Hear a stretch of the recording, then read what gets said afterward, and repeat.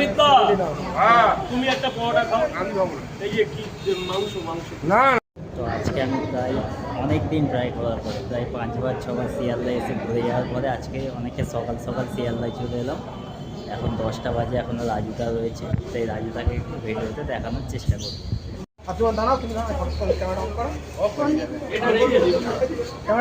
সবচেয়ে বেশি thank you তোমার মানে মাকে। তোমার মা মানে আমারও মা। মা মা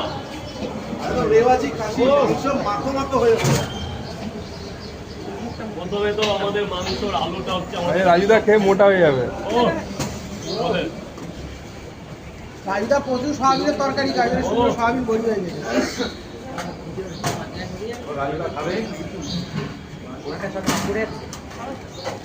সে বলো দেখো এই পরোটা দিয়ে কিন্তু সবকিছুই ভালো লাগে। আগের দিন মাংস হয়েছিল, আজকে আলু হলো, ওই আগের দিন কি হয়েছিল মাছ, ইলিশ মাছ, আজকে মাটন হয়েছে, এর আগের দিন চিকেন হয়েছিল। তো পকেট পরোটা তো চিরজীবনই নরম।